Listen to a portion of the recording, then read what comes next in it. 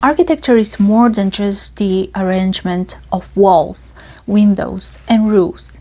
It's about crafting experiences, moments that linger in our memory, spaces that comfort, inspire, and energize us. As designers, we have the unique opportunity to influence how people feel, think, and interact within the environments we create. By understanding the interplay between our senses and the built environment, we can design spaces that are not only functional and beautiful, but also deeply meaningful. Hi, I'm Maria, an architectural designer and the founder of Bogota Architecture and Design. Today, I invite you to join me on a journey into the fascinating world of sensory design and neuroaesthetics in architecture. We'll explore how our senses shape our experience of space, the science behind why certain environments make us feel the way we do, and how architects can harness these insights to create spaces that truly resonate with people. So, what is sensory design? Let's begin by defining it. Sensory design is an approach to architecture that goes beyond visual aesthetics. It considers how all five senses, sight, sound, touch, smell, and even taste, interact with the built environment. The goal is to create spaces that are not just seen, but felt, heard, and experienced on a deeper, more holistic level. Now, think about the last time you walked into a building and immediately felt calm, energized, or inspired. Chances are it wasn't just the way the space looked, but also how it sounded, the textures you touched, the scents in the air, and even the temperature or humidity. Sensory design is about orchestrating all these elements to evoke specific emotions and behaviors. For example, consider a spa. The lighting is soft and warm, the air is scented with calming essential oils, gentle music plays in the background, and the textures, smooth stones, plush towels, flowing water, invite relaxation. Every detail is carefully curated to create a sense of tranquility and well-being. In contrast, think about a bustling cafe. The aroma of freshly brewed coffee, the hum of a conversation, the clatter of cups, the vibrant colors, and the tactile feel of wooden tables all combine to create an energetic social atmosphere. Sensory design is at work here too, shaping how people interact and feel in the space. Sensory design also plays a crucial role in healthcare environments, schools, workplaces, and homes.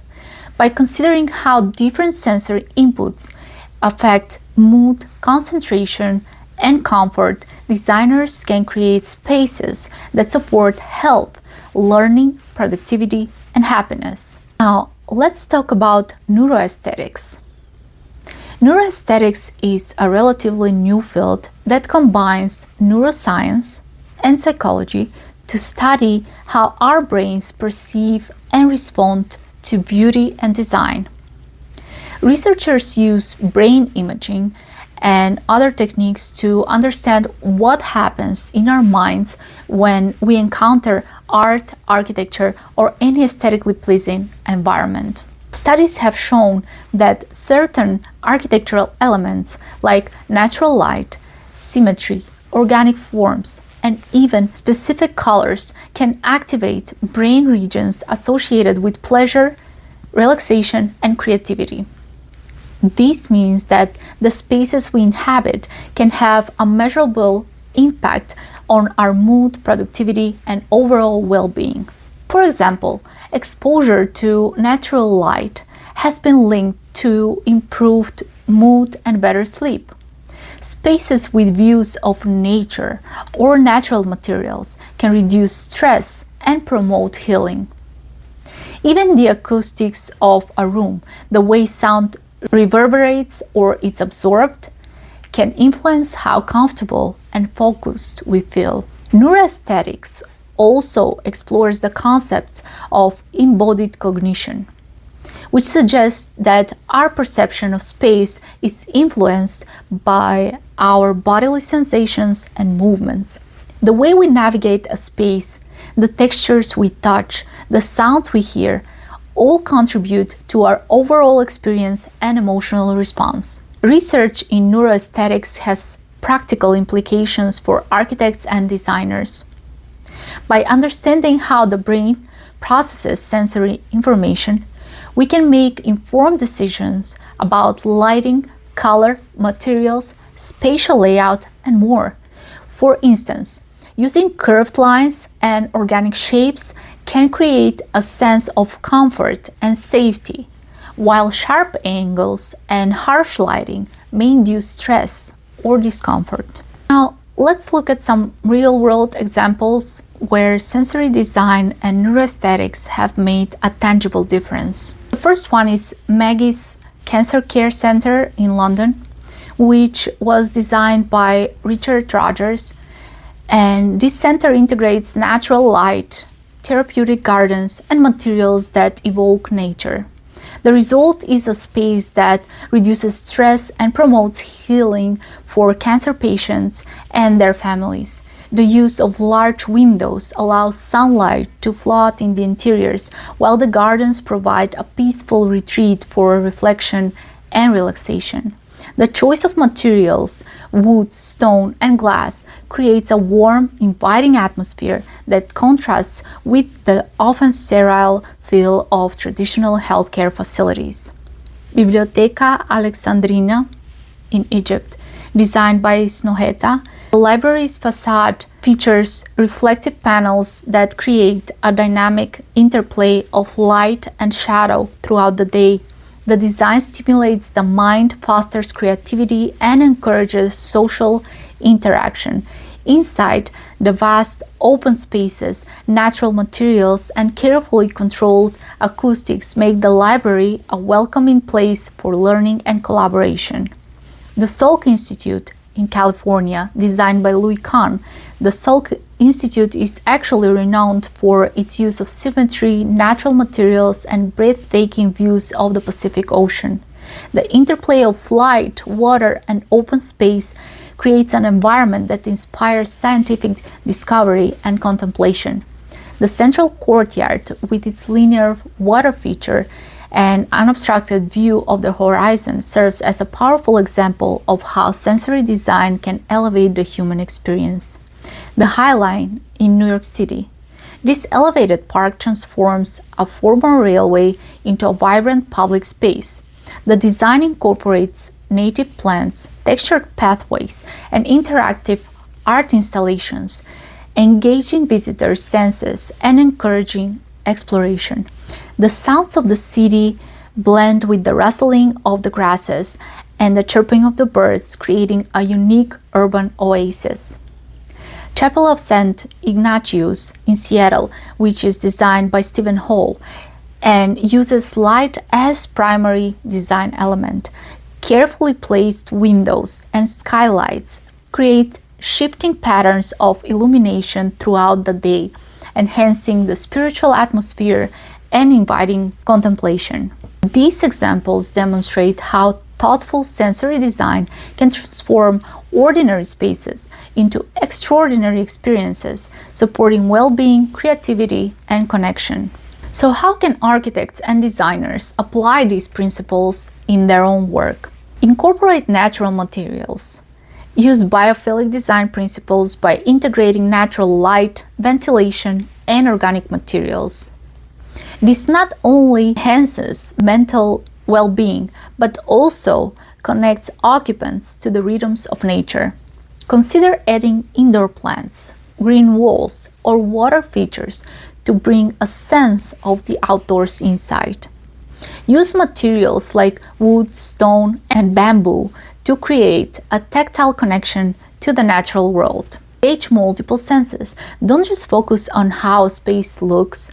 Think about how it sounds. Are there calming water features or soft background music? What about touch? Are there textures that invite people to reach out and feel. Even scent can be a powerful tool, whether it's the smell of fresh wood or subtle aromatherapy. In restaurants, the aroma of food is part of the experience. In retail, signature scents can reinforce brand identity. Consider emotional impact. Every design decision, from color palettes to spatial arrangements, can evoke specific emotional responses. Use this knowledge to create spaces that support the intended activities, whether it's relaxation, collaboration, or creativity. For example, cool colors and soft lighting can promote calm in healthcare settings, while bold colors and dynamic forms can energize creative workspaces. Design for diversity. Remember that people experience spaces differently. Consider the needs of individuals with sensory sensitivities or disabilities. Universal design principles ensure that everyone can enjoy and benefit from thoughtfully designed environments. This might include providing quiet zones, using non-glare surfaces, or incorporating tactile cues for wayfinding. Leverage technology. Advances in technology offer new tools for sensory design. Virtual reality allows designers to simulate and test how people will experience a space before it's built. Acoustic modeling can optimize sound quality in concert halls or classrooms. Smart lighting systems can adjust color temperature and intensity throughout the day to support circadian rhythms. Create memorable journeys. Think about the sequences of experiences as people move through the space. Entryways, corridors, and transitions between areas can be designed to heighten anticipation, provide moments of pause, and signal a change in activity. Use changes in lighting, texture, and sound to guide moments and create a sense of discovery. Foster connection and community. Sensory design can encourage social interaction and a sense of belonging. Arrange seating to facilitate conversation, use communal tables in dining areas, and create gathering spaces with inviting acoustics and lighting. Consider how the design supports both individual reflection and group activities. Technology advances. Architects have more tools than ever to study and implement sensory design. Virtual reality, for example, allows designers to simulate and test how people will experience a space before it's built. Neuroscientific research continues to uncover new insights on how our brains respond to different environments. The future of architecture lies in creating spaces that are not just functional and beautiful, but also deeply attuned to the human experience. By embracing sensory design and neuroaesthetics, we can craft environments that promote health, happiness, and a sense of belonging. Emerging trends include the use of adaptive environments that respond to occupants' needs in real time, adjusting lighting, temperature, or acoustics based on activity or preference. Wearable technology and biometric sensors may one day provide feedback on how spaces affect our stress levels, focus, and mood, enabling even more personalized design solutions.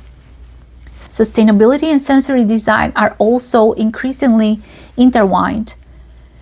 Natural ventilation, daylighting, and the use of renewable materials not only reduce environmental impact, but also enhance sensory comfort and well-being.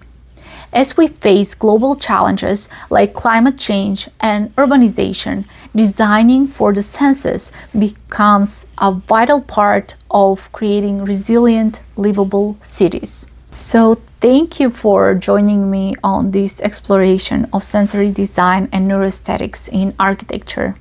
By understanding how our senses and brains interact with the built environment, we can create spaces that uplift, heal, and inspire. Whether you're an architect, designer, or simply someone who loves beautiful spaces, I hope this journey has sparked new ideas and appreciation for the power of design. If you enjoyed this video, please like and subscribe to this channel for more content on architecture, design, and the science of space. And until next time,